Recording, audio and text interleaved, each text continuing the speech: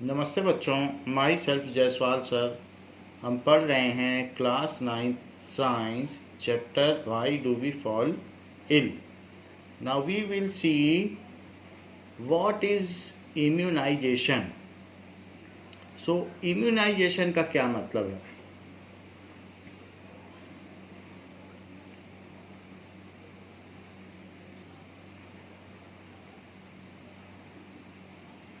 यानी कि हमारे इम्यून सिस्टम को बढ़ा दे। ऐसी कोई चीज़ हम करें जिससे कि कोई ऐसी दवा लें, ऐसी मेडिसिन लें या कुछ ऐसा वैक्सीन लें, टीका लें, इंजेक्शन लें जिससे कि हमारा इम्यून सिस्टम बढ़ जाए।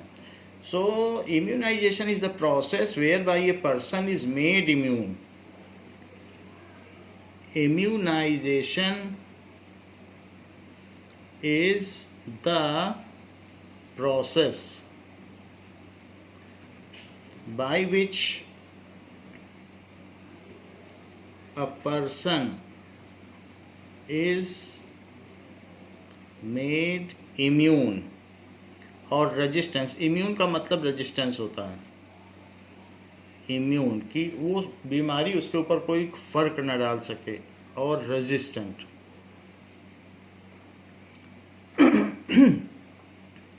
Resistance to an infectious disease, to an infectious. सब कुछ इन्फेक्शियस डिसीज के लिए ही है।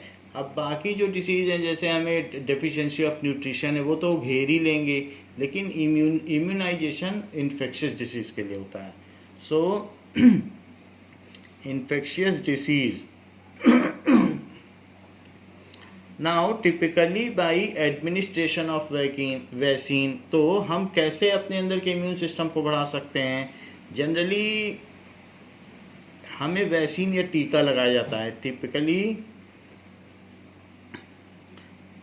बाई, जैसे बचपन में हमें BCG का टीका लगा है, पोलियो का टीका लगा है, by administration of A vaccine.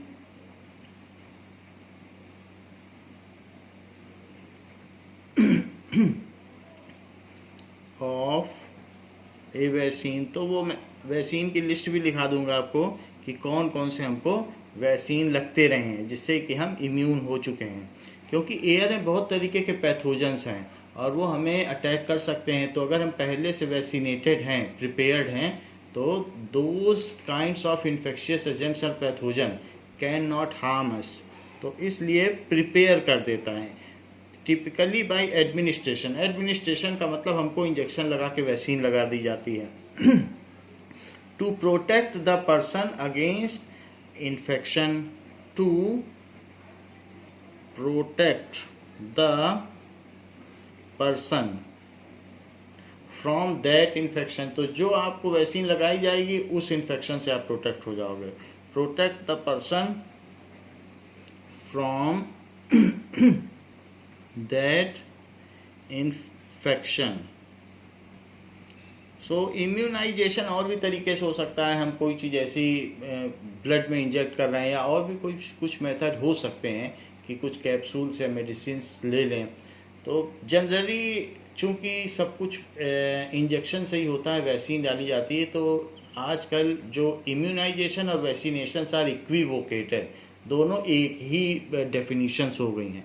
अगर हमसे वैक्सीनेशन की पूछी जाए डेफिनीशन, तो हम इम्यूनाइजेशन की लिख सकते हैं, और इम्यूनाइजेशन की पूछी जाए तो वैक्सीनेशन की लिख सकते हैं, क्योंकि वैक्सीनेशन से ही हमारे अंदर इम्यूनाइजेशन होता है, इम्यून सिस्टम डेवलप होता है। नाउ वैक्सीनेशन, इम्यूनाइजेशन आपने देखा कि ये प्रतिरोधक क्षमता बढ़ाने की प्रक्रिया को इम्यूनाइजेशन कहते हैं। प्रतिरोधक क्षमता बढ़ाना, process by a person is made immune.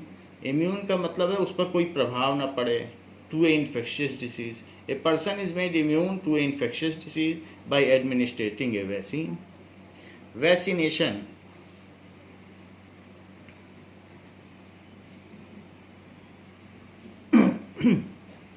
देखिए, वैक्सीनेशन में पहले यूरोप में स्मॉल पॉक्स होता था। स्मॉल पॉक्स में भी शरीर पे दाने आ जाते थे और बहुत बीमारी होती थी।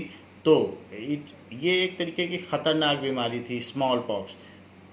तो जिनको पहले से काऊ पॉक्स हुआ है, तो वो स्मॉल पॉक्स से फिर अफेक्टेड नहीं होते थे. So those nurses which had earlier suffered from cowpox, now they are treating the patient suffering from smallpox. और उनको कोई बीमारी भी नहीं होती थी. दो स्मॉल पॉक्स एक इन्फेक्शियस डिसीज़ है, लेकिन यदि हमें बचपन में या कभी भी काउ पॉक्स हुआ है तो ऐसे लोग को फिर स्मॉल पॉक्स जीवन में कभी भी नहीं होगा, ऐसा था. तो इसको डॉक्टर एडवर्ड जेनर ने ये बात नोटिस की कि ऐसा दिखाया गया है. तो उन्होंने जो काउ पॉक्स है, काउ को लैटिन में वेक्का कहते हैं, दैट इज़ वैक्सीन के नाम से है वेक्का. तो उन्होंने उस पर्सन की जिसको काउ पॉक्स हुआ है ब्लड का कुछ पोर्शन लिया और उसको लैब में और नर्चर किया और उससे वैक्सीन बनाई और वही सब में डाल दी. तो अब उससे क्या हुआ कि उनको काउ पॉक्स हो गया, जिनको नहीं हुआ था अभी तक स्मॉल पॉक्स, और फिर उन्हें काउ पॉक्स हो गया, वो आसानी से उससे निकल आए, फिर उन्हें कभी भी स्मॉल पॉक्स नहीं हुआ. तो इस बेसिस पर जो एडवर्ड जेनर ने किया कि अगर हम बॉडी को पहले से पहले ही तैयार कर लें, then when the actually disease comes to us, then as we are prepared in advance, then we can fight against that pathogen in full-fledged manner. So and we come out successfully from that disease. तो इस चीज़ को कहते हैं vaccination. तो हमें पहले से ही बचपन में कई तरीके के टीके लगाए जाते हैं, वैक्सीन्स लगाई जाती हैं, so that in future when we grow old, if any case that pathogen attacks, then we are ready to fight against it, and our immune system is very strong, sufficiently strong to fight against it. तो इस चीज़ को vaccination कहते हैं. सो Edward Jenner ने ये बात notice की. So Edward Jenner has noticed that if a person has suffered from cowpox, इसमें भी दाने निकलते हैं, cowpox, then he or she will not have smallpox in future.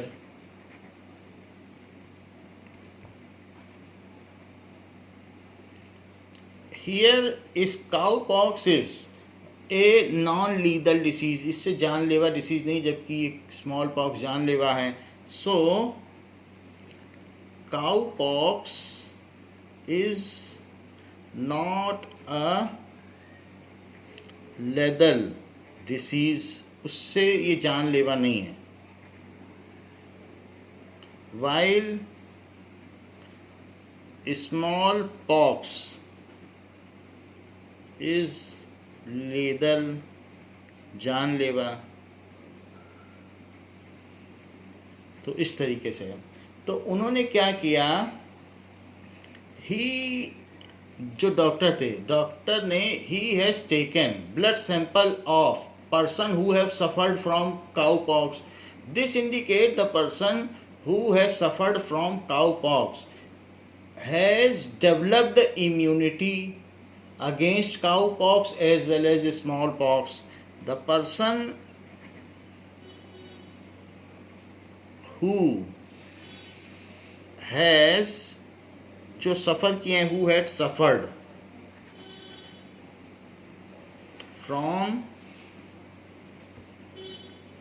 cowpox had developed immunity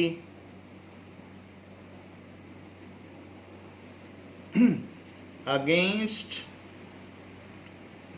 cowpox and smallpox. तो वो फिर उसके ऊपर फिर नहीं आ सकता है. And smallpox. So he has taken blood sample of the person suffered from cowpox and injected to other person. So he has taken blood sample में तो आप उसका ब्लड प्लाज्मा ले लिया उन्होंने, blood plasma of person suffered from cowpox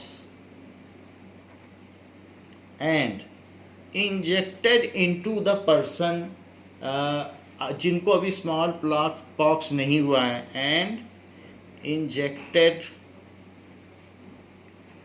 into the person who are healthy, पहले से ही डाल दिया who are healthy। तो ऐसा करने से क्या हुआ, उसमें डालने से they had suffered from cow pox, थोड़ा थोड़ा क्वांटिटी डाला, and recovered soon, and now they had never suffered from small pox. तो अगर आप काउ पॉक्स की चीज़ डालोगे तो उनको भी काउ पॉक्स हो ही जाएगा। सो दोस पर्सन्स, उनको थोड़ा 2 दिन का बुखार आया फिर वो ठीक हो गए। Persons suffered from cowpox and recovered soon,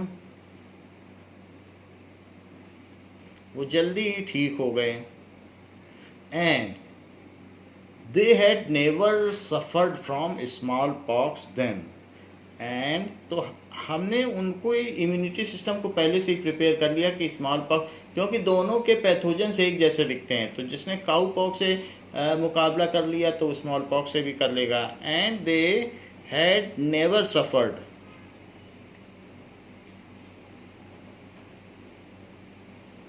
from smallpox then, तो उनकी जान बच गई, ये चीज़ देखी गई। तो अब इन्हीं के नाम पे उन्होंने ये जो काम किया, तो ये कॉन्सेप्ट आया वैक्सीनेशन का।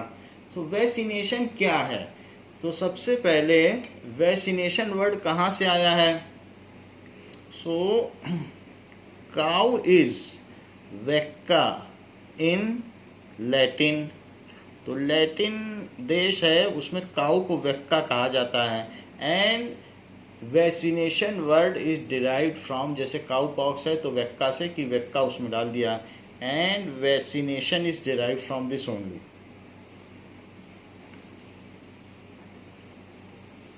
is derived from this only। देखिए that ए वैक्सीन क्या होता है, तो वैक्सीन इज ए एंटीजन, जो टीका होता है। वैक्सीन कुछ भी, हमें चाहे BCG का टीका लगाया जाए या पोलियो का टीका लगाया जाए, जैसे BCG पोलियो, ये सब वैक्सीन आती हैं। हेपेटाइटिस बी, कोरोना वायरस की भी वैक्सीन आ सकती है। तो ये सारी चीज़ें हैं। सो वैक्सीन क्या है, इज एन एंटीजन जो पैथोजन को मार दे उसको कहते हैं एंटीजन। दैट इज इंजेक्टेड, कभी कभी इसकी ड्रॉप भी पिलाई जाती जैसे पोलियो की। दैट इज इंजेक्टेड और सॉलोड, सो सॉलो कर दिया जाए। It causes the development of active immunity in patient. It causes, उसकी वजह से क्या होगा, डेवलपमेंट ऑफ एक्टिव इम्यूनिटी, प्रतिरोधक क्षमता बढ़ जाएगी, हम पहले से तैयार हो जाएंगे। अगर हमारे यहाँ 1-2 सामान की चोरी हुई है तो बड़ी चोरी नहीं हो पाएगी, क्योंकि हम सतर्क हो जाएंगे। इम्यूनिटी नाउ इन पेशेंट, तो ये पहले से ही पेशेंट में कर देती है। Small quantity of antigen, antigen वो चीज़ें होती हैं जो पैथोजन को मारे, पैथोजन के जो एंटी खड़ी हो जाएं उनको किल कर दें, वो एंटीजन है। जैसे हमने देख लिया था पेनिसिलिन है तो उसने प्लाज्मोडियम को मार दिया, तो वो एक तरीके का एंटीजन हो गया। तो ऐसे ही है। सो small quantity of antigen introduced into person's body, तो वो क्या करता है यहाँ पर स्मॉल क्वांटिटी थोड़ी सी डाली जाती, बहुत ज़्यादा भी नहीं डाली जाती, जिससे कि हमारे अंदर उसकी कोडिंग डेवलप हो जाए डीएनए में, of antigen introduced prepares the patient well in advance, prepares the patient well in advance, तो पहले से तैयारी कर देगा उसकी, so that when it actually attacks the patient, then ये जो patients body kill it with full vigour, तो उसको पूरे जोश के साथ मार देगी, so that when actually pathogen of that disease, रोग कारक कीटाणु of that disease attacks, then person जो है fight it with full vigour, जो एंटीजन है, then antigen present in body, तो वो हमारे बॉडी में डीएनए में कोडिंग बना देंगे, तो डीएनए के पास अब कोडिंग हो गई, तो वो कोडिंग से प्रोटीन बना लेगा, उसकी मेमोरी में आ जाएगा कि 20 साल पहले हमें ये डाला गया था, तो 20 साल के बाद है, तो वही वो निकाल लेगा। देन बॉडी सेल्स क्या करेंगे, fight with that pathogen in full vigour. Vigour का मतलब जोश, पूरे जोश के साथ लड़ेंगे। एक तरीके से जोश ज़्यादा होगा तो विगर होगा, कोई भी चीज़ फास्ट एक्शन होगा तो विगर होगा। तो ये तो मैंने आपको बताया वैक्सीनेशन क्यों किया जाता है, ये डेफिनेशन नहीं है, लेकिन ये बताया गया वैक्सीनेशन की शुरुआत कैसे हुई, और एडवर्ड जेनर इसके जनक थे, सो फादर जो थे वैक्सीनेशन के। अब हम देखें कि वैक्सीनेशन की डेफिनेशन क्या है। Vaccination is the administration of A vaccine. Vaccination is the administration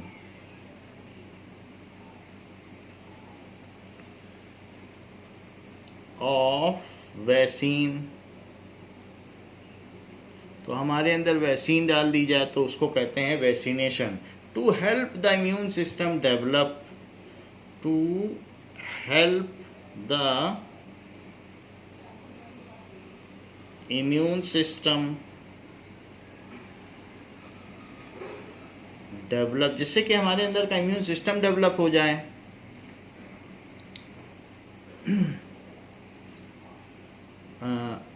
and protect us from disease, and protect us from disease. Vaccine का डाला जाना ही वैक्सीनेशन है। वैक्सीन कंटेन्स ए माइक्रो ऑर्गेनिज्म और वायरस, उसमें खुद में भी वायरस या माइक्रो ऑर्गेनिज्म होता है जो वैक्सीन हमें डाली जाती है, लेकिन थोड़ी अमाउंट में। Vaccine contains a micro organism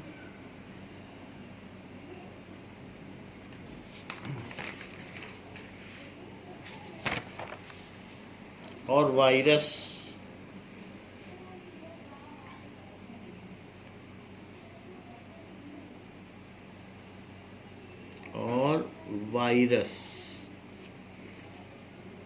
now in a weekend, in a small quantity, बहुत थोड़ी क्वांटिटी में होता है।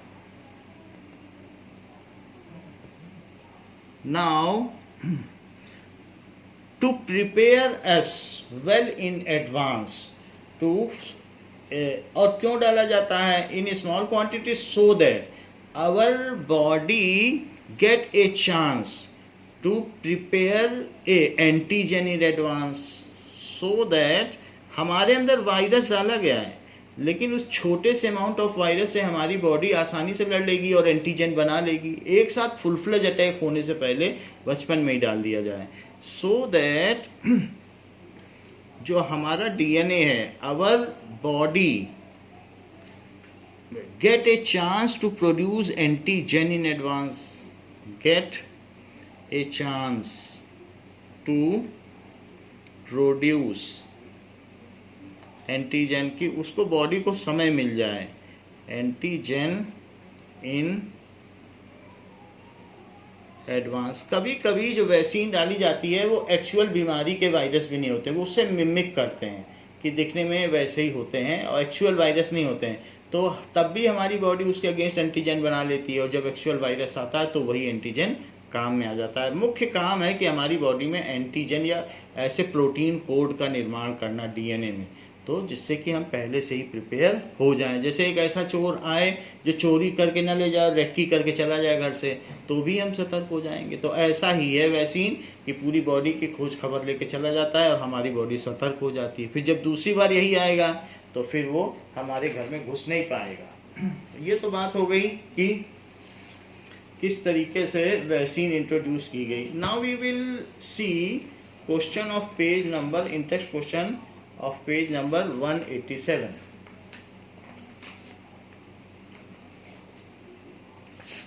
Now, in text question,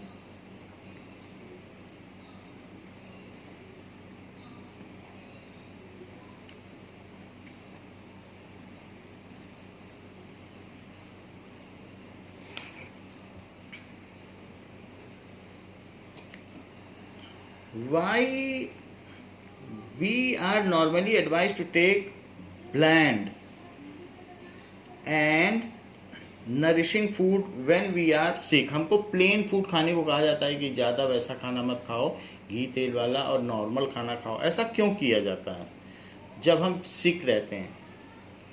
why we are normally advised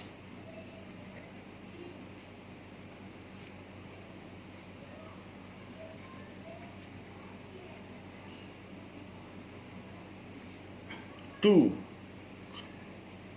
take bland and nourishing food। पोषक खाना तो खाओ लेकिन प्लेन खाना खाओ, ब्लैंड खिचड़ी खाओ, and nourishing food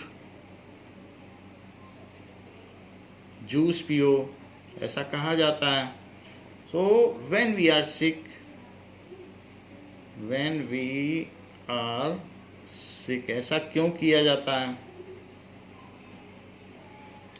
So when we fall sick, one or more organ system do not function normally। हो सकता है हमारा डाइजेस्टिव सिस्टम ही ठीक से काम ना कर रहा हो। So when we fall sick, then one or more organ of our body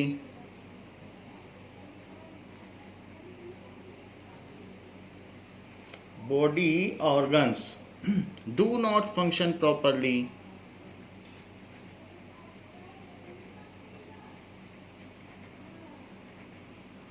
हमारी बॉडी के बायो कैटलिस्ट ठीक तरीके से काम नहीं कर पाते हैं। As a result we lose appetite, जिसकी वजह से हमें भूख नहीं लगती। वी लूज एपेटाइट, तो क्या होगा? जैसे एपेटाइज़र भी लिया जाता है, कभी कभी हींग खा ली जाती है तो उससे भूख लगने लगती है, एपेटाइज़र।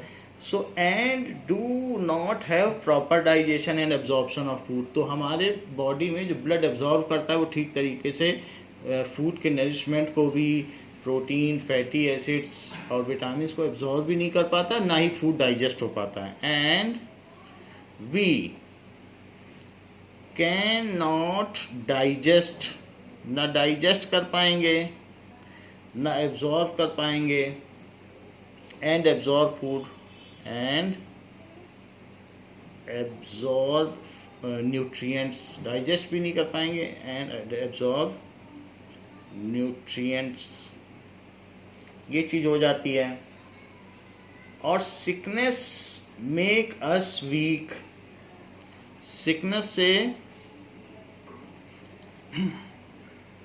मेक अस वीक, तो हमें न्यूट्रिएंट्स लिए जाने की सलाह दी जाती है। Therefore we are advise to take bland and nourishing food, जो आसानी से पच जाए। So therefore we are advised to take bland and nourishing food, जब तक हम ठीक ना हो जाएं तो ऐसे लें जो आसानी से पच जाए। Advised to take bland and, हमारे बायो कैटलिस्ट जो बॉडी में वो लेस एक्टिव होते हैं, ब्लेंड एंड नरिशिंग फूड।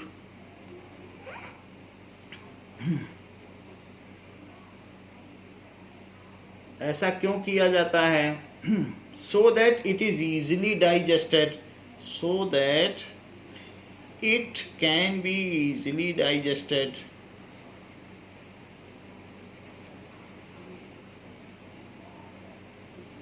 और क्या हो, and replenish our lost vitamin, जो हमारी बॉडी से विटामिन खो गए हैं उनकी भरपाई करे।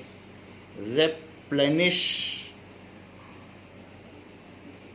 अवर लॉस्ट विटामिन, अगर ज़्यादा भारी खाना खाओगे तो वॉमिटिंग हो जाएगी, तो जो आना है वो भी चला जाएगा, अंदर के बायो कैटलिस्ट भी चले जाएंगे। मिनरल्स, तो इसलिए हल्का खाना खाना ही ठीक रहेगा। minerals and other nutrients with energy, तो सब चीज़ें हमें मिल जाएं और एनर्जी भी मिल जाए, कार्बोहाइड्रेट भी मिल जाए एंड एनर्जी। तो ये सारी चीज़ें हमारी बॉडी में जो डिप्लीट हो गई हैं, जिनका लेवल कम हो गया है, वो सारी के सारी फिर से आ जाए, इसलिए हमें कहा जाता है प्लेन फूड खाओ। What are the different means by which infectious disease are spread? किस वजहों से infectious disease फैलती है? इसको वैसे हम लोगों ने पहले भी देख लिया है, फिर देख लेते हैं कि what are the various means by which हवा से फैलती हैं, पानी से फैलती हैं, सेक्सुअल कांटेक्ट से फैलती हैं, फॉर्माइट ऐसे लोगों की चीज़ें छूने से फैलती हैं, और वेक्टर से फैलती हैं। Various means by which infectious disease are spread, by which, उसके बारे में जितने मार्क्स का क्वेश्चन हो वैसा लिखना। अगर 1 नंबर का हो तो सिंपली लिख देना by which infectious disease are spread. Infectious disease are spread, तो ये कैसे फैलेंगी? लिखा गया है इन्फेक्शियस डिसीज जनरली स्प्रेड। ये हम शॉर्ट आंसर लिखा रहे हैं, लेकिन बड़े अगर फुल मार्क्स का आएगा तो पीछे फुल मार्क्स का है वो लिखना है। So infectious disease generally spread, generally spread through, ये 2 मार्क्स के केस में इतना चल जाएगा, through air, through water,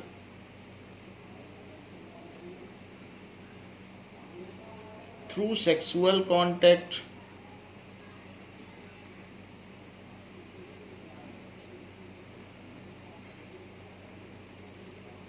through vectors,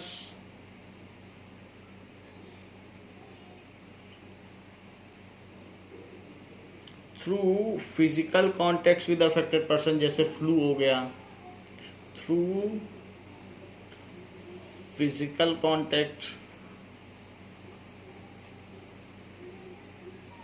with affected person,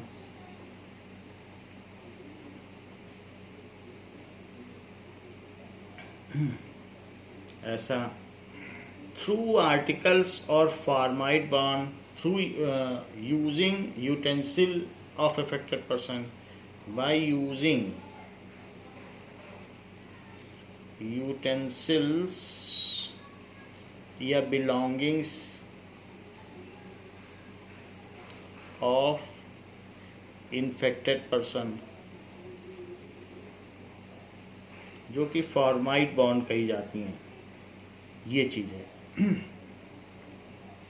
तो इस तरीके से ये फैलती हैं। Now next is what precautions can you take in your school to reduce the incidence of infectious disease. School में क्या प्रिकॉशन ले सकते हो जिससे कि स्कूल में तो बहुत बच्चे होते हैं, अगर एक को इन्फेक्शन है तो सबको फैल सकता है। तो क्या स्कूल में अगर कोई ऐसा बच्चा आ गया है जिसको इन्फेक्शन है तो हम क्या प्रिकॉशन लें कि सबको ना हो। So what precautions can you take in your school? What precautions can you take in your school जिससे कि infectious disease ना फैले in your school to reduce the incidence of infectious disease, to reduce the incident of infectious disease।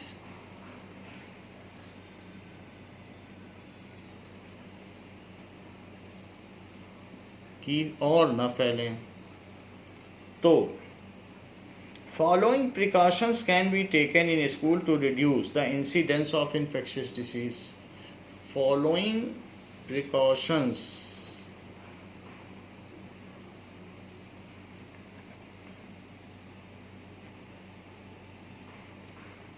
can be taken in school to reduce the incidence। Incidence न लिखना चाहो तो spreading, to reduce the spreading. ये incidence का मतलब घटनाएं of infectious disease. तो ये प्रिकॉशंस आपको लेने चाहिए। प्रोवाइड क्लीन ड्रिंकिंग वाटर, क्योंकि उससे भी इन्फेक्शन फैलता है। Provide clean drinking water.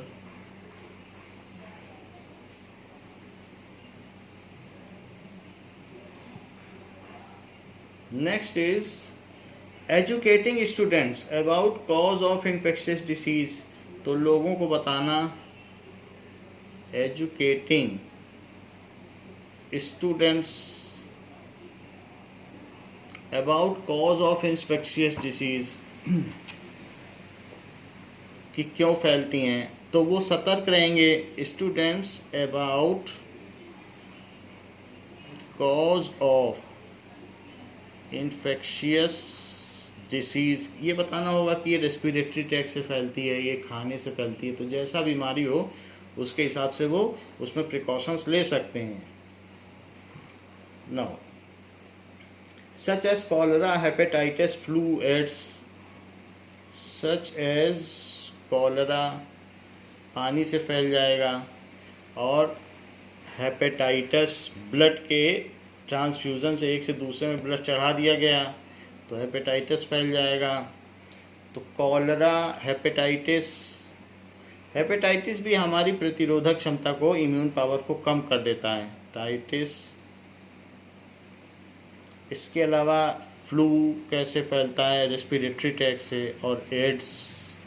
ये सारी चीज़ें आपको बतानी होंगी बच्चों को कि कैसे फैलते हैं। Now vaccination of students against common disease, from time to time school में भी वैक्सीनेशन दिए जाते हैं, तो हमें ऐसा करना चाहिए। वैक्सीनेशन ऑफ स्टूडेंट्स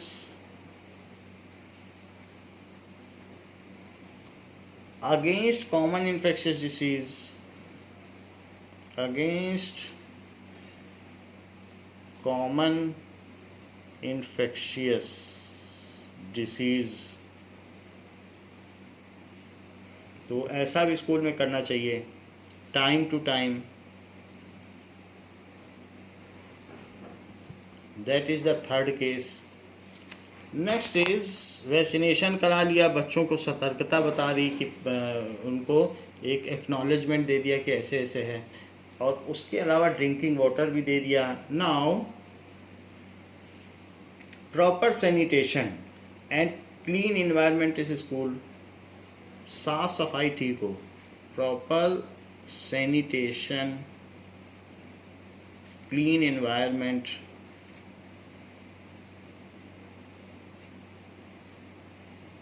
ये है in school and its surrounding and its surrounding to eradicate vectors, जिससे कि मच्छर और ये सारी चीज़ें जो फैलाते हैं वो ना हो। टू इरेडिकेट, निर्मूलन के लिए, इरेडिकेट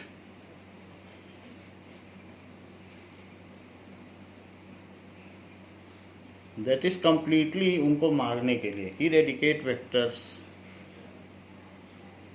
तो ऐसा किया जा सकता है जैसे mosquito, not to give breeding ground to mosquito, कहीं पानी रुका ना हो तो ब्रीडिंग नहीं हो पाएगी उनकी, उनका जो नेक्स्ट रिप्रोडक्टिव साइकिल है तोड़ दो, टू मॉस्किटो। तो इस तरीके से हम सैनिटेशन से वेक्टर्स को कम कर सकते हैं। अब proper ventilation and air circulation, जिससे कि अगर ऐसा कोई इन्फेक्शियस एजेंट है तो उसकी ड्रॉपलेट्स बाहर निकल जाएं खिड़की से। So proper ventilation and air circulation in classrooms, इस चीज़ की ठीक व्यवस्था होनी चाहिए। Next is by not allowing the affected students to attend the classes, और कई बार ऐसे स्टूडेंट्स हैं जो इन्फेक्शियस हैं उनको आने नहीं देना है। By not allowing infectious students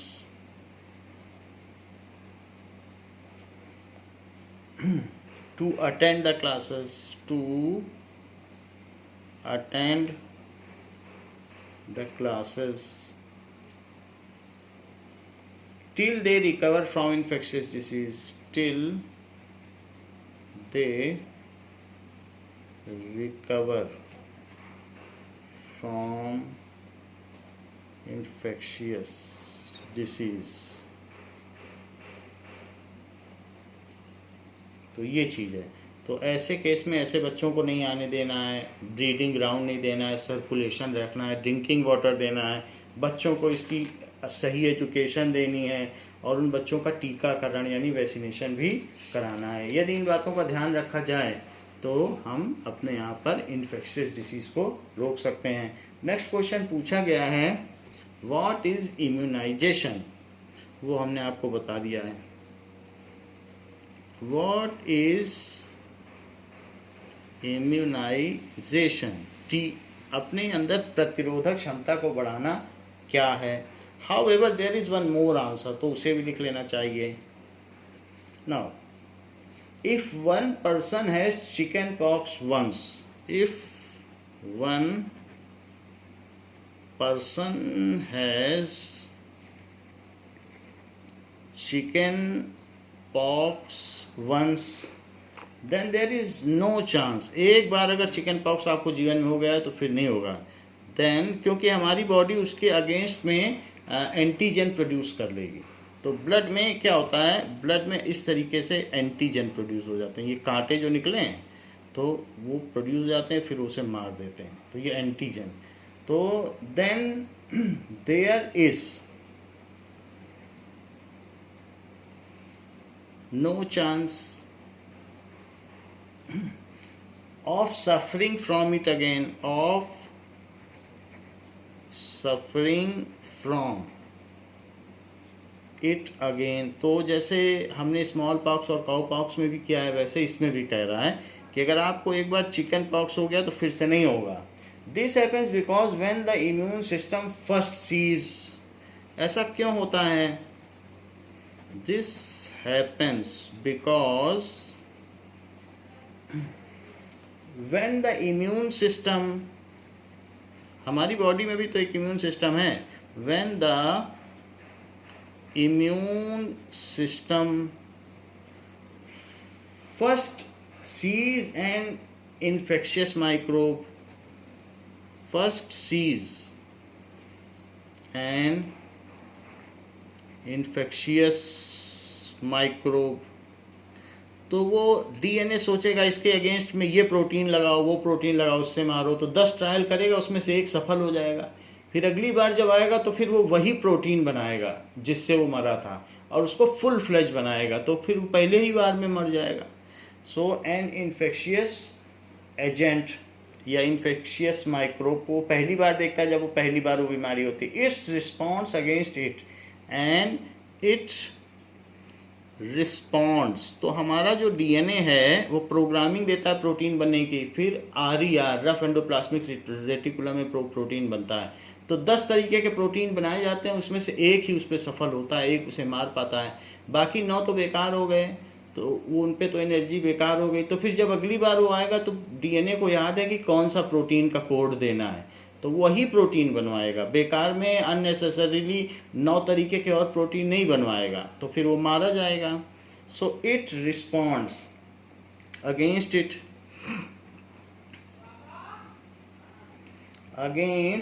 and then remembers it specifically, and then remembers इस, कि कैसे वो मरा याद रखेगा, रिमेंबर्स इट स्पेसिफिकली।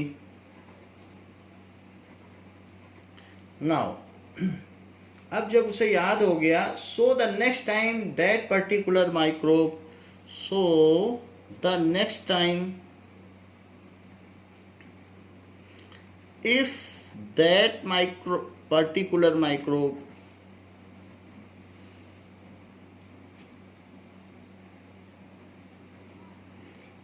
अब वो क्या करेगा, एंटर्स द बॉडी, तो क्या होगा, then immune system responds with great vigour, और उत्साह से लड़ता है, क्योंकि उसे मालूम है कि कैसे मारा जा सकता है। System responds with great vigour, जो गेम आप एक बार खेल लेते हो तो दूसरी बार आप और अच्छे से खेलते हो, आपको मालूम है कि इसके बाद अब ये होगा वो होगा, तो immune system responds it with great vigour, so बहुत उत्साह से लड़ता है, ग्रेट विगर यानी उत्साह। और फिर क्या होता है, this eliminates the infection with more quickly, अब अगली बार वो आएगा तो तुरंत उसको भगा दिया जाएगा। This eliminates the infection more quickly,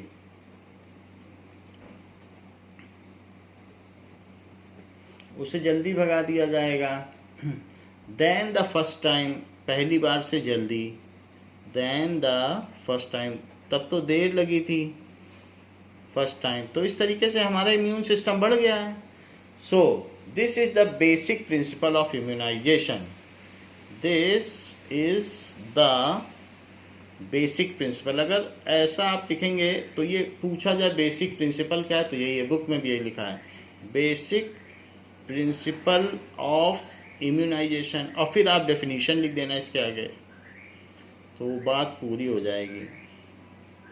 तो अपने सेंटेंस में अपने बारे में लिख देना कि एक बार आता है तो उसको मारने के लिए एंटीजन बनाए जाते हैं, फिर दोबारा आता है तो हम उसे और अधिक वेल प्रिपेयर्ड रहते हैं और फिर से उससे लड़ते हैं, तो उसको एलिमिनेट कर देते हैं, यही बेसिक प्रिंसिपल है। तो उसी लिए वैक्सीन लगाई जाती है हमारे अंदर कि हमें एक बार उसका ड्रामा कराया जाता है कि रिहर्सल कर लो अगली बार आने का, तो ऐसे झूठ मूठ कर रिहर्सल कराया जाता है, फिर अगली बार जब वो सच में आएगा तो बॉडी लड़ लेती है। फिफ्थ क्वेश्चन क्या है, Fifth question says, what are the immunizations programs available at the nearest health center? What are the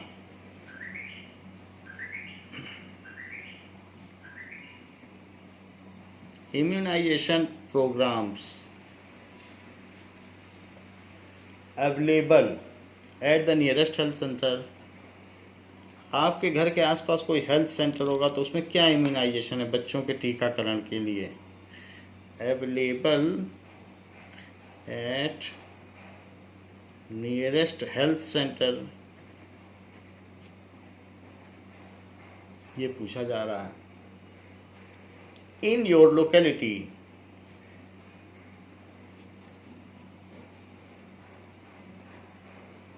which of these disease are the major health problems in your area? तो कौन सी disease आपके यहाँ major health issue है?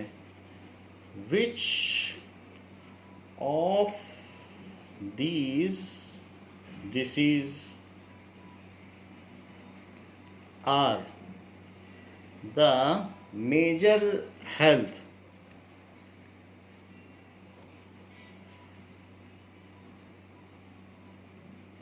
problems in your area?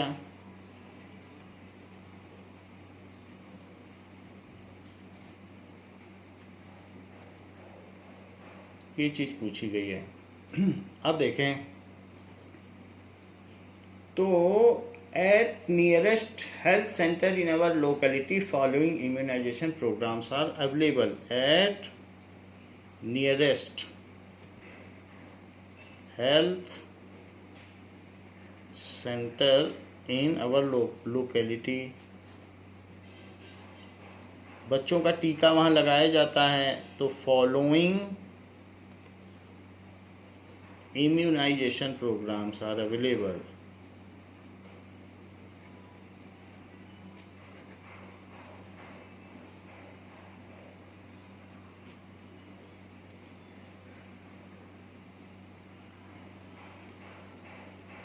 पहला preventing polio के लिए immunization programme है.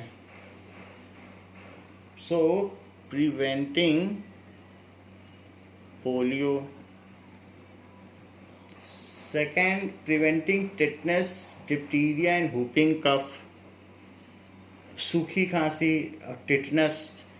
For preventing, जंग लगी हुई रस्टेड चीज़ कोई बॉडी में चली जाए तो उसको कहेंगे टिटनेस हो जाता है. आंखें नीली पीली हो जाने लगती हैं, बॉडी में अकड़न आ जाती है और फिर जान चली जाती है. Preventing tetanus, diphtheria and whooping cough. थीरिया एंड whooping कफ.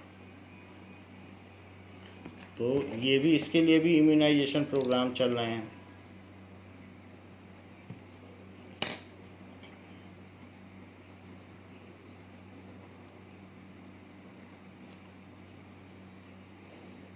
टिटनेस हो गया, डिप्थीरिया एंड whooping कफ, सूखी खांसी, and it is a kind of fever. तो इन सब के लिए भी टीके लगते हैं. BCG का टीका लगता है. तो हम वैक्सीनेशन आपको चार्ट बता देंगे. फॉर प्रिवेंटिंग ट्यूबरक्लोसिस, TB के लिए भी टीका लगता है. फॉर प्रिवेंटिंग की आगे चलकर हमें लंग्स की बीमारियां ना हो, ट्यूबरक्यूलोसिस. और इसके अलावा मीजल्स, हमको चेचक ना पड़े, जैसे शरीर में दाग हो जाते हैं, फोटो आपको दिखाई थी मीजल्स की. So for preventing measles. So इस तरीके से ये सारे प्रोग्राम्स चल रहे हैं हमारे आसपास. So occasionally children suffer from measle in our area. तो हमारे यहाँ ये सब चल रहे हैं. तो सबसे बड़ी दिक्कत क्या है घर, ये जो आपकी लोकेलिटी में वो पूछ रहा है. सो ओकेजनली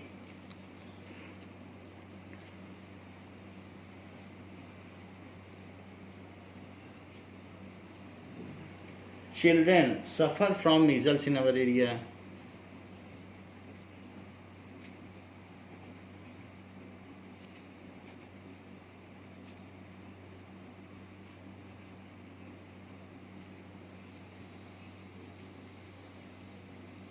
ये तो ये बात है। Next is now there are various list of vaccine जो कि बच्चों को दी जाती हैं, जैसे हेपेटाइटिस बी की वैक्सीन है, वो हमारे इम्यून सिस्टम को मजबूत करती है। हेपेटाइटिस का सीधा अटैक लीवर पर पड़ता है, तो हेपेटाइटिस बी की HEPB इसका नाम है, रेट्रोवायरस की, DPT की भी दी जाती है वैक्सीन 2 से 18 मंथ्स के बेबी को। और इसी तरीके से जो अलग अलग तरीके से हैं, जैसे इन्फ्लुएंज़ा की दी गई है तो उसे IIV कहते हैं, जिससे कि इन्फ्लुएंज़ा ना हो, ये भी वायरस से होता है। और इसके अलावा मीज़ल्स के लिए, मम्प्स के लिए भी दी जाती है, तो MMR है। और अलग अलग तरीके से हैं। फिर पोलियो के लिए अलग वैक्सीन है जो कि टाइम टू टाइम दी जाती है ड्रॉप के लिए। तो पोलियो वायरस है, that is inactivated polio virus IPV। सो इसके लिए इसके ड्यूरेशंस दिए गए हैं कि कब कब दी जाती है, तो इसके बारे में ख़ास पूछा नहीं जाता है कि क्या है। तो DPT के बारे में बस पूछा जा सकता है, that is diphtheria, tetanus and cellular pertussis. तो वो भी आपको बस ऐसे ही याद रखना है, कुछ इसमें ज़्यादा पूछा नहीं जाए। अब देखते हैं जो हमारी एक्सरसाइज बेस्ड क्वेश्चंस हैं।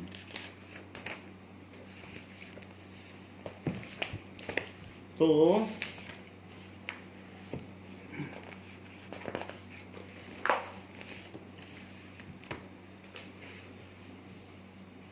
Now exercises,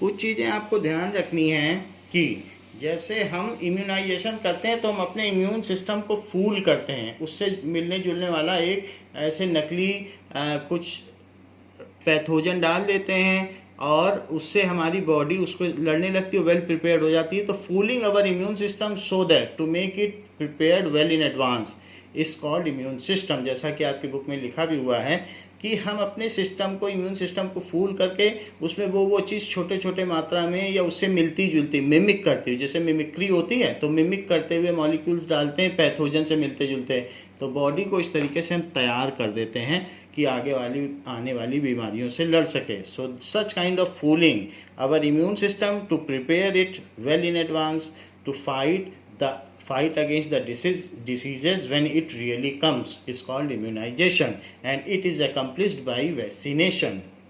Now, how many times did you fall ill in last year?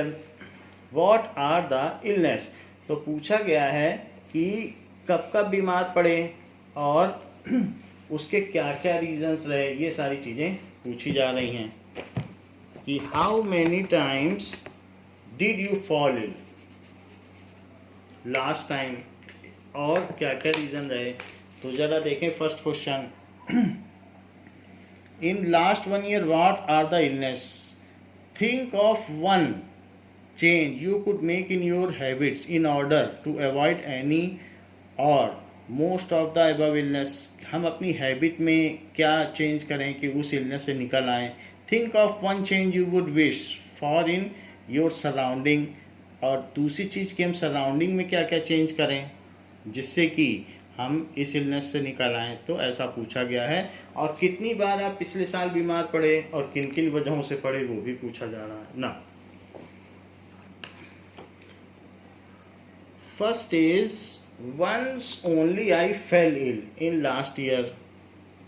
Once only I fell ill in last year.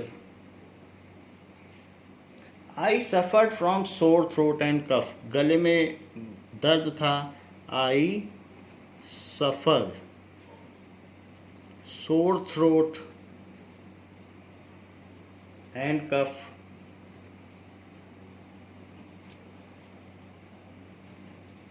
तो I stopped, ऐसे केस में हमने क्या किया, I स्टॉप्ड। पर्सनल हैबिट में क्या change किया, ड्रिंकिंग कोल्ड वाटर।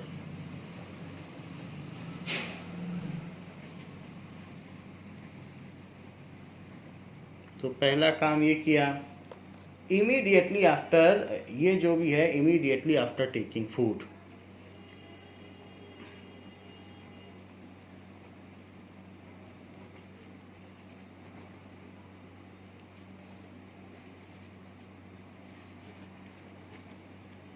और दूसरा, so planting more trees, removing weeds and regular disposal of garbage.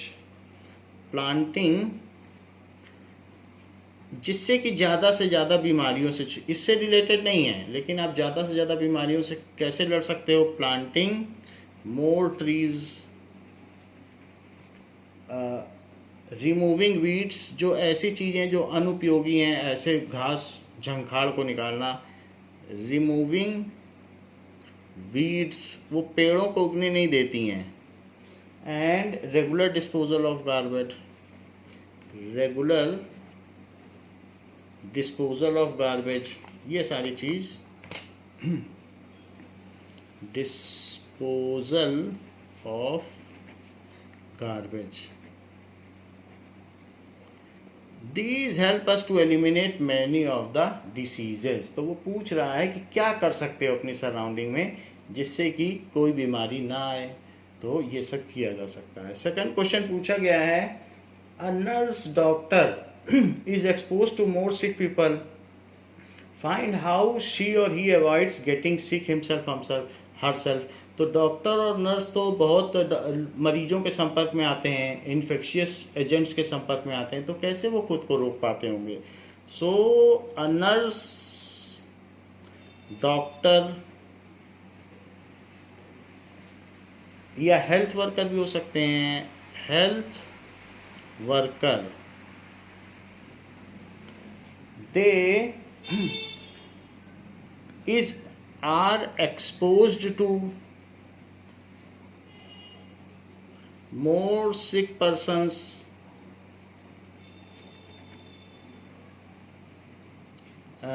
carrying infectious agents, carrying infectious diseases, ऐसा हो सकता है। So he or she avoid getting sick, he or she avoid getting sick by, वो ऐसा क्या करते हैं कि वो बीमार नहीं पड़ते, keeping place of work sterilised by using phenyl, उस जगह फिनाइल से पोछा लगता है, सारे कीटाणु स्टेरिलाइज यानी मर जाते हैं। So keeping place of work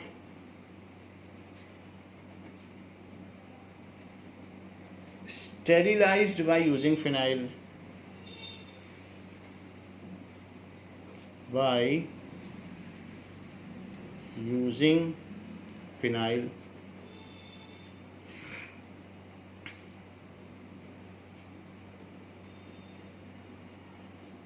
second is keeping equipments that are regularly in use sterilized, keeping equipments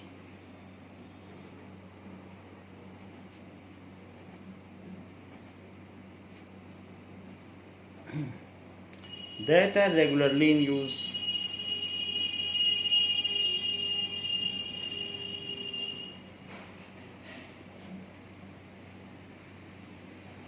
तो जो भी सीजर्स हैं, नाइफ्स हैं, जिनसे इंजेक्शन, कुछ भी इंजेक्शन तो बर्न कर दिए जाते हैं, तो इन सबको कैसे करते हैं, बॉइलिंग वाटर में काफ़ी देर तक रखते हैं, तो उनमें भी जो स्टेरिलाइज कर देते हैं, that are regularly in use sterilised. तो स्टेरिलाइज करने का मतलब है उनको हॉट वाटर वेपर में रखने से उनमें कीटाणु मर जाते हैं, तो स्टेरिलाइज्ड, फिनाइल में नहीं डाल देते हैं, हॉट वाटर में रखते हैं, बॉइलिंग वाटर में, तो उससे उनमें स्टेरिलाइजेशन हो जाता है।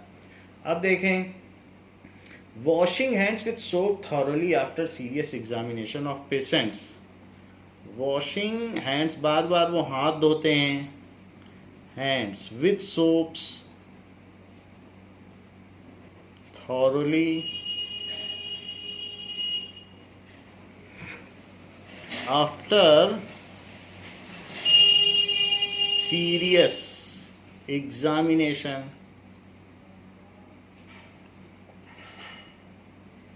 of patients.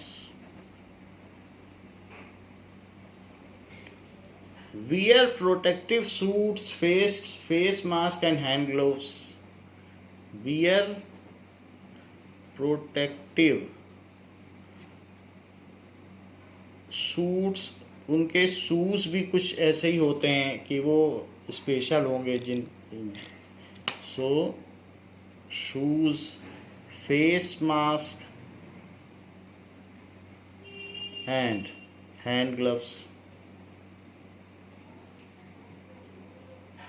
एंड गॉगल्स भी कई बार यूज़ कर लेते हैं कि उससे आंखों में अगर कुछ एजेंट जाना हो तो भी ना जाए। तो ये सारी चीज़ें हैं। वियरिंग क्लीन क्लॉथ्स, बार बार डेली वो अपने कपड़े वॉशिंग के लिए देते हैं तो उससे भी फर्क पड़ता है। So these are the procedure they adopt to remain protected from infectious agents. ऐसा है। नेक्स्ट इज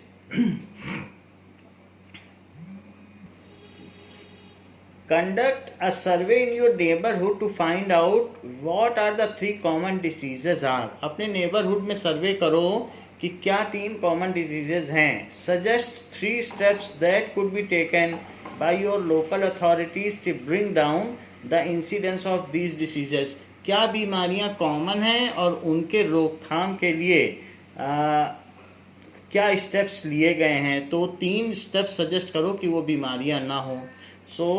उसके बारे में लिखते हैं कि अपने नेबरहुड में सर्वे करो कि कौन कौन सी बीमारियां हैं and how you can what are the measures taken to prevent these diseases. तो पूछा जा रहा है the 3 common diseases in my neighbourhoods are the 3 common diseases in my neighborhood are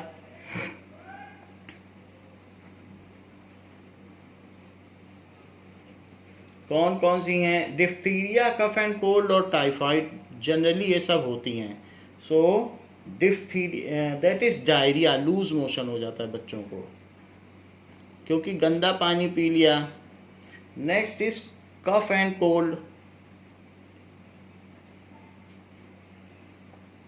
सर्दी जुकाम हो जाता है और कई लोगों को टाइफाइड बीमारी हो जाती जो 1-1 महीने तक चलती है। टाइफाइड ये सारी। तो 3 steps that should be taken by that are taken by local authorities। 3 steps suggest करने को बोल रहा है। 3 steps that should be taken, जो लेना चाहिए उनको। should be taken, diarrhoea water borne disease है, taken by local authorities, local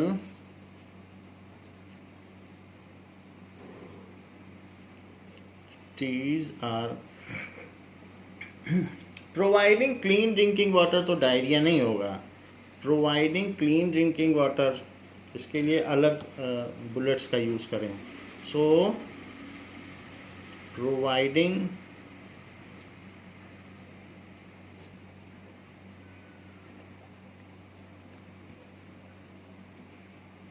water. Second is providing better sanitation, clean surrounding and regular disposal of garbage। providing clean surrounding हो,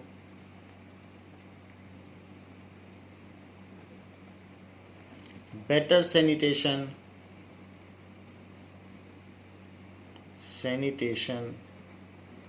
and regular disposal of garbage, ये सब भी होना चाहिए। इससे breeding ground नहीं मिलेगा। Disposal of garbage. थर्ड है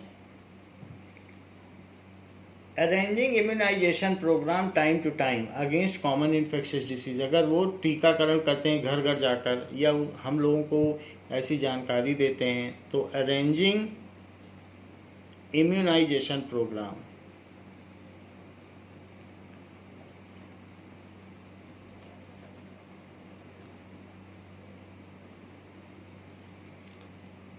time to time against common infectious disease, time to time against, तो हमारी बॉडी पहले से ही प्रिपेयर हो जाएगी अगेंस्ट कॉमन इन्फेक्शियस डिसीज।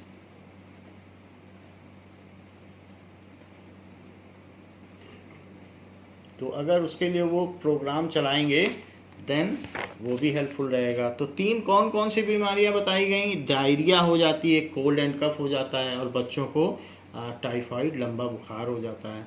तो उसके लिए आसपास का सराउंडिंग क्लीन रखना चाहिए, ऐसा हम सजेस्ट करते हैं। 4th is that a baby is not able to tell his or her caretakers that he is sick. How would you help us to find out that baby is sick? कैसे पता लगेगा? Baby तो नहीं बता पाएगा कि वो बीमार है। So a baby is not able to tell, वो तो नहीं बता पाएगा his or her caretaker that it is sick, ये नहीं बता पाएगा is sick। तो ऐसे केस में how will you find out that he is sick? तो कुछ सिम्टम होंगे, तो symptoms help us to find that baby is sick। Symptoms helps us to find, symptoms help us to find baby is sick। और वो symptoms क्या होंगे? are extremely young children जो भी होगा तो उसमें continuous crying and restlessness in baby, वो रोता रहेगा, continuous crying and restlessness, तो उलझन में रहेगा in the child। Second, improper intake of food and baby temperature, वो खाना ठीक से नहीं खाएगा। improper intake of food and body temperature से भी पता लगा सकते हो, बॉडी टेम्परेचर। और तीसरा लूज मोशन अगर होगा तो भी उससे भी पता लगाया जा सकता है, लूज मोशंस ये है।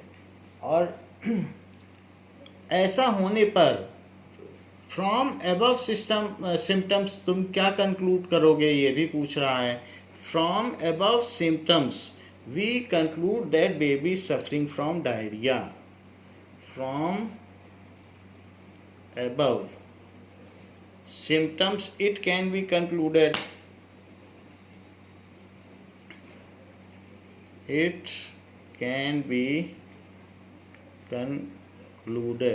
that baby is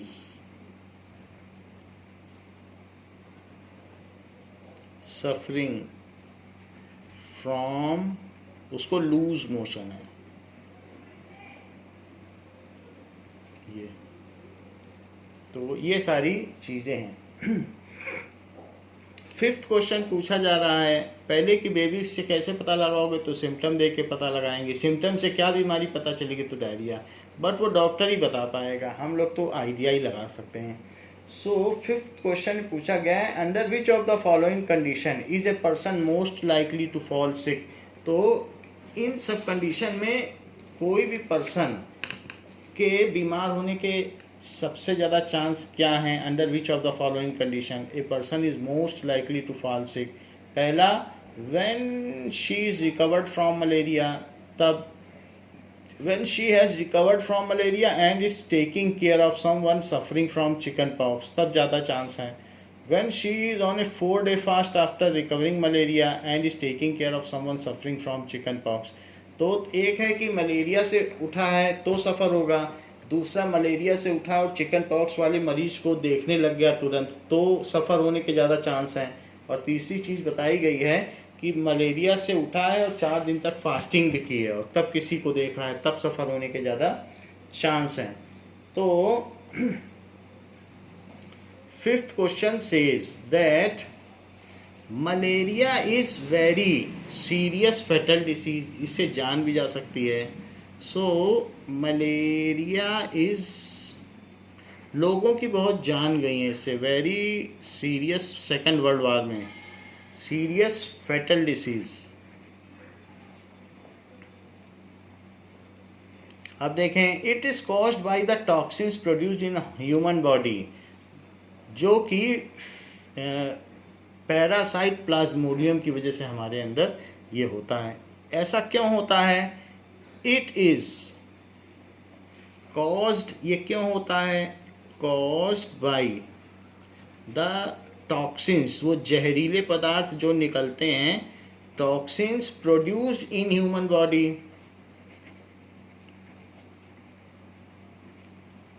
in human body by malarial parasite,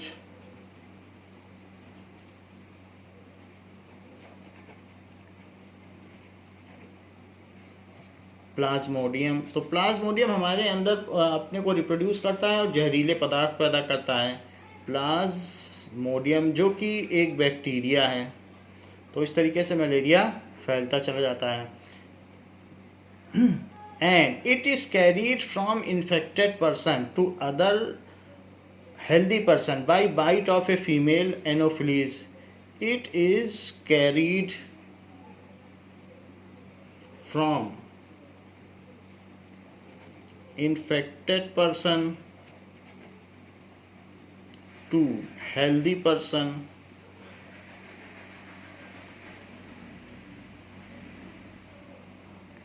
by bite of, अगर मच्छर काट ले एक इन्फेक्टेड पर्सन को, फिर हेल्दी को काट ले, फिर क्या होगा? By bite of female anopheles. एक मादा मच्छर होता है, उसका नाम है फीमेल, उसकी प्रजाति है एनोफिलीज, एनोफिलीज मॉस्किटो।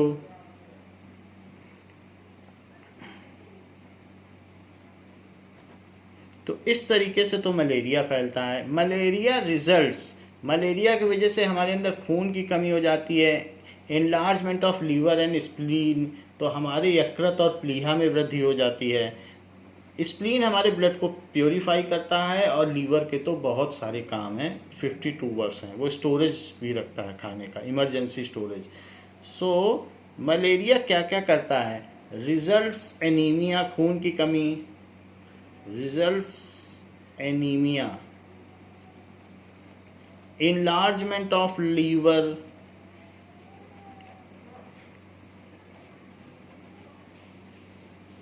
ये स्टमक के ऊपर लीवर होता है ब्राउन कलर का, एंड स्प्लीन, प्लीहा, यकृत और प्लीहा, उनमें वृद्धि हो जाती है। The possible reason of falling sick of lady is that she has recently suffered from malaria and his body organ symptoms are still not functioning properly। तो अगर उसके बॉडी फंक्शन ठीक से काम नहीं कर रहे हैं, and she is on 4 days fast which has made her body more weak, तो then he is more prone to infection. If अब लेडी जो कि है इज recently recovered from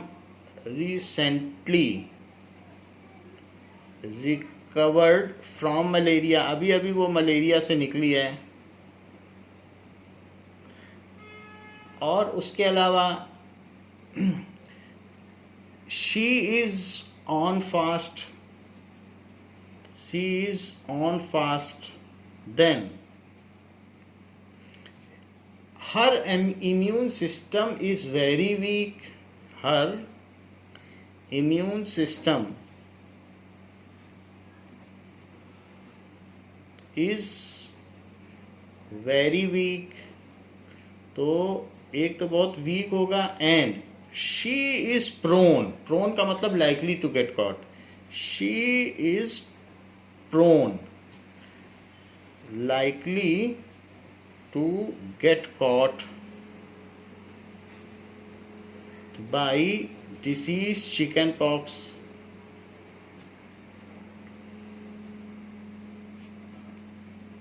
क्योंकि उसका वीक इम्यून सिस्टम बहुत वीक हो चुका है, और वीक इम्यून सिस्टम की वजह से शी जो भी वायरल इन्फेक्शन है, which is a viral infection, और ये इन्फेक्शियस है, विच इज़ वायरल इन्फेक्शन, तो उससे उसको ज़्यादा बीमारी हो सकती है।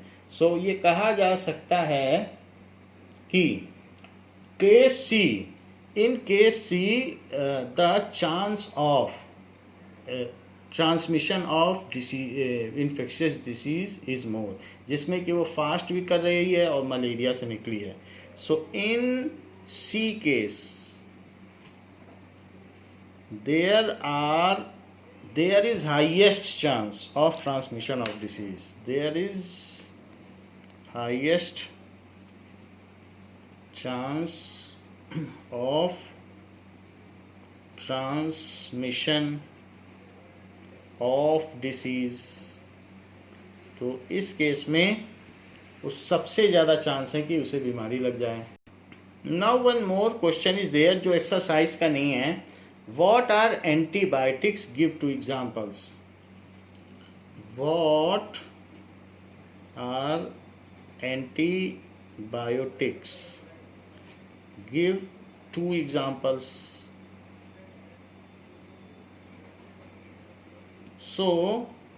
Antibiotics is a biochemical produced.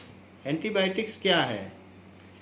Antibiotics is, ये खुद बायोकेमिकल है, is a biochemical product, biochemical product which is produced by microorganism, which is produced by microorganism and able to kill, ये चीज क्या होगी, इसमें ये सामर्थ्य है, and able to block the pathway of pathogen, pathway or reproductive cycle, to block the pathway, that is reproductive cycle को तोड़ दे of pathogen,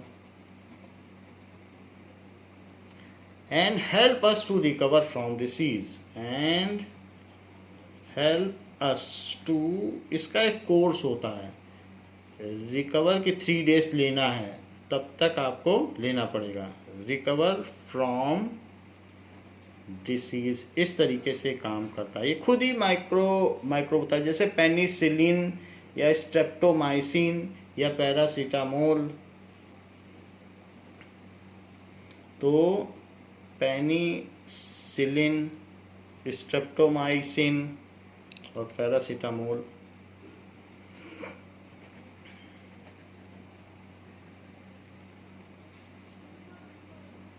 माइसिन एंड पैरासीटामोल, तो ये सारे एंटीबायोटिक्स यूज़ किए जा सकते हैं।